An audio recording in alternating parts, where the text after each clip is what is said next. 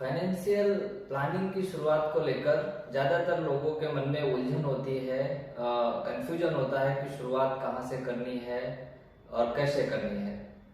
तो इस परिस्थिति में आपको पर्सनल फाइनेंस पिरामिड आपकी मदद करता है, जो आपको प्रायोरिटीज को तय करने में आपकी हेल्प करता है।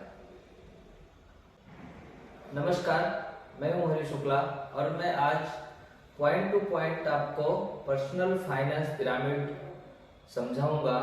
पर्सनल फाइनेंस को लेकर हम सभी को ये तो मालूम है कि सेविंग्स करनी चाहिए, इंश्योरेंस प्रोडक्ट खरीदने चाहिए, टैक्स बचाना चाहिए और इन्वेस्टमेंट करना चाहिए। बट हमको ये नहीं पता है कि शुरुआत कहाँ से करनी है, सबसे पहले क्या करना चाहिए। सबसे पहले टैक्स बचाएंगे, पहले तो इनकम होगी तब हम टैक्स बताएंगे। तो इनकम का सोर्स कहाँ से होगा, सेविंग करेंगे फिर इन्वेस्ट करेंगे। अधिकतर लोग इस बात से अनजान होते हैं कि शुरुआत कहाँ से करनी है। प्राथमिकताएं तय करने से लेकर शुरुआत कहाँ से करनी है, ये सारी चीजों में आपको पर्सनल फाइनेंस पिरामिड काफी मददगार साबित हो सकता है, जो आपकी प्लानिंग करने में मदद कर सकता है। अब पर्सनल फाइनेंस पिरामिड है क्या, उसके बारे में जानते हैं। वास्तव में पर्सनल फाइनेंस पिरामिड फाइनेंस को इम्पोर्टेंस के आधार पर बेहतर तरीके से मैनेज करने का एक अच्छा अप्रोच है। इसका सबसे बुनियादी नियम है कि ये सबसे नीचे से शुरू होके ऊपर की तरफ बढ़ता जाता है। साथ ही साथ इसके साथ इस बात का भी ध्यान रखना है कि सभी पहलुओं को एक साथ एड्रेस ना किया जाए, यानी कि सभी चीजों को, जैसे कि इन्वेस्टमेंट हो गया, इंश्योरेंस भी हो गया और आपका इमरजेंसी फंड भी हो गया, तो सारी चीजों को एक जगह आप प्लानिंग करने के लिए ना जाएं कि सब चीजें एक जगह ही आप प्लान कर दें। प्रोटेक्शन यानी कि इंश्योरेंस इस पिरामिड का आधार है। जीवन में कब क्या हो जाएगा, कौन सी आपदा आ जाएगी, ये हम सबको किसी को पता नहीं होता। हमारी समझदारी इसी बात में है कि हम फाइनेंशियल तौर पर भविष्य में, फ्यूचर में आने वाली आपदाओं के लिए फाइनेंशियली तौर पर तैयार हों। इस तरह प्रोटेक्शन पर्सनल फाइनेंस पिरामिड में सबसे नीचे आता है, सबसे पहले आता है। इंश्योरेंस, लाइफ इंश्योरेंस और हेल्थ इंश्योरेंस भविष्य में आने वाली, जीवन में आने वाली किसी भी आपदा के लिए हमको फाइनेंशियली बैकअप प्रदान करते हैं, हमको फाइनेंशियली सपोर्ट देते हैं।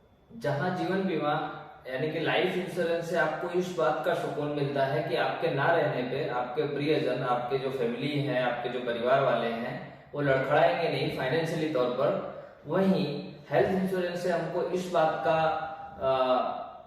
की मदद मिलती है कि जब भी कोई हॉस्पिटलाइजेशन आएगा, जब कोई मेडिकल एक्सपेंस आएगा, तो हेल्थ इंश्योरेंस उसका रिम्बर्समेंट दे देगा या उसके लिए जो भी खर्चे आते हैं वो खर्चों को पूरा करेगा।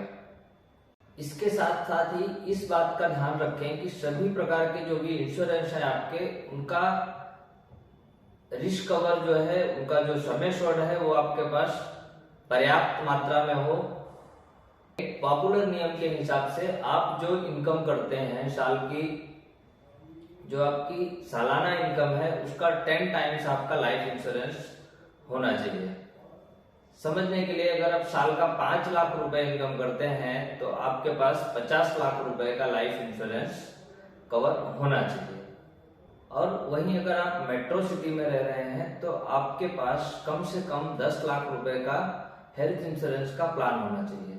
इसका कारण यह है कि मेट्रो सिटीज में नॉन मेट्रो सिटी की अपेक्षा मेडिकल पे ज्यादा खर्च आता है, मेडिकल एक्सपेंस ज्यादा होते हैं। जब भी आप इंश्योरेंस के प्रोडक्ट लेने जाएं, इंश्योरेंस के प्लान लेने जाएं या हेल्थ इंश्योरेंस के प्लान लेने जाएं, तो आप सभी प्लान्स को कंपेयर करें, उनको समझें और उसके हिसाब से जो आपके लिए बेस्ट सुटेबल प्लान हो वो प्लान आप चूज करें। अब पर्सनल फाइनेंस पिरामिड में जो दूसरा स्टेप आता है, प्रोटेक्शन के ऊपर का जो स्टेप आता है, वो ये है कि आपके फ्यूचर के गोल्स और इमरजेंसी के लिए सेविंग। फ्यूचर में क्या इमरजेंसी कब आएंगी, उसके लिए आपके पास एक सेविंग होनी चाहिए। तो दूसरा ऑप्शन ये आता है। पूरी लाइफ में कब कौन सी इमरजेंसी आ जाएगी हमको इसका पता नहीं होता है, और जब इमरजेंसी आती है तो वो अच्छे से अच्छे फाइनेंशियल प्लानिंग का जो प्लान होता है उसको हिला के रख देती है, वो डगमगा जाता है। भविष्य के लक्ष्यों और इमरजेंसी के लिए बचत करना इस पिरामिड में दूसरे नंबर पर आता है। कोविड ने यानी कि कोरोना काल में हम लोगों को इमरजेंसी के लिए पैसा बचाना चाहिए, इमरजेंसी के लिए बचत करना चाहिए, उसकी अहमियत समझा दी है। कम से कम 1 साल का हमारे पास इमरजेंसी फंड होना चाहिए। 1 साल के खर्चों के लिए हमारे पास इमरजेंसी फंड तैयार होना चाहिए। सेविंग्स अकाउंट से थोड़ा ज्यादा रिटर्न देने वाले लिक्विड फंड्स में ये धीरे धीरे थोड़ा थोड़ा पैसा सतत इन्वेस्टमेंट करके, धीरे धीरे सेविंग करके ये फंड को आसानी से तैयार किया जा सकता है, क्योंकि उसमें बहुत ज्यादा ना तो रिस्क होता है, ना बहुत ज्यादा रिटर्न भी नहीं होता। बट सेविंग अकाउंट में जो पैसा पड़ा रहेगा उससे तो अच्छा ही रिटर्न देगा। तो हमको लिक्विड फंड्स में थोड़ा थोड़ा पैसा इमरजेंसी फंड के लिए सेव करना चाहिए। पर्याप्त इमरजेंसी फंड तैयार करने के बाद भी हमको रुकना नहीं चाहिए। जैसे जैसे हमारी इनकम बढ़ती है, जैसे जैसे हमारे इनकम के सोर्स बढ़ते हैं, वैसे वैसे हमको सेविंग्स भी बढ़ा देनी चाहिए। एवरी मंथ सेविंग्स भी डबल कर देनी चाहिए, या जितना आप पहले कर रहे थे उससे धीरे धीरे बढ़ाने की कोशिश करनी चाहिए। इमरजेंसी फंड बनाते समय हमको SLR के नियम को फॉलो करना चाहिए, यानी कि safety, S for safety, L for liquidity और फॉर रिटर्न। इस सिद्धांत से हमको धीरे धीरे पैसे को इन्वेस्ट करना चाहिए। ऐसे इंस्ट्रूमेंट में इन्वेस्टमेंट करना चाहिए कि जहां पे जरूरत पड़ने पे, इमरजेंसी आने पे हमको पैसे आसानी से मिल सके, या नहीं हो कि भाई पैसे की हमको अभी आज जरूरत है और पैसे हमको मिलेंगे 1 महीने के बाद। जहां अनुशासित तरीके से बचत करना एक वित्तीय रणनीति की रीढ़ होती है, वहीं महंगाई दर के चलते, महंगाई दर के बढ़ने की वजह से उन वित्तीय लक्ष्यों को प्राप्त करने में कारगर नहीं भी सिद्ध हो सकता है। इसलिए संपत्ति में, एसेट्स में इजाफा करने के लिए आपको सिस्टमेटिक तरीके से इन्वेस्टमेंट करने की जरूरत होती है।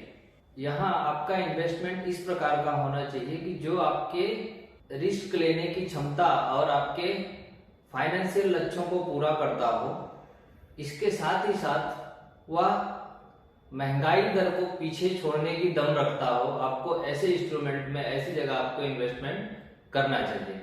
इक्विटी में इन्वेस्टमेंट से ये फंड बनाने में आपको मदद मिलती है, क्योंकि इक्विटी फंड्स में महंगाई दर को पीछे छोड़ने का दम होता है।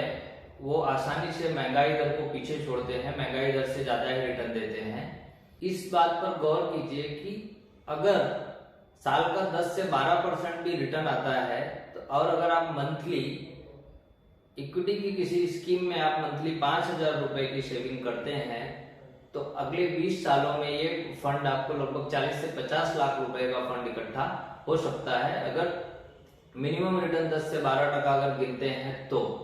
बाकी ये आपके स्कीम पे डिपेंड करेगा, आप कौन सी स्कीम सेलेक्ट कर रहे हो, कैसे, कहाँ आप इन्वेस्टमेंट कर रहे हो, कैसे स्टॉक्स में कर रहे हो, उस पर डिपेंड करता है।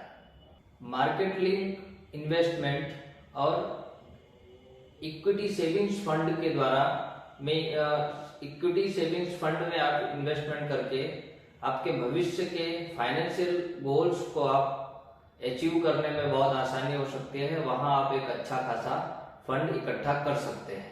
विरासत के लिए जायदाद की प्लानिंग, यानी कि आपके जो पीछे के लोग हैं, आपके जो फैमिली मेंबर्स हैं, आपके जो बच्चे हैं, उनके लिए आप क्या छोड़ के जाने वाले हो, उसके लिए आपको प्रॉपर्टी की और जायदाद की प्लानिंग करनी चाहिए और उस पर भी आपको ध्यान देना चाहिए।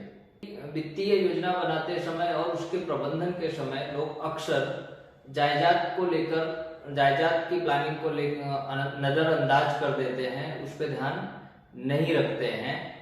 जहां हम में से अधिकतर लोग अपने वित्तीय भविष्य को अपने भविष्य को सुरक्षित बनाने के लिए तरह तरह के कदम उठाते हैं, वहीं अपनी वित्तीय विरासत को किसी को सौंपने के बारे में वो प्रोएक्टिव तरीके से नहीं सोच पाते और उसके बारे में प्लान नहीं कर पाते।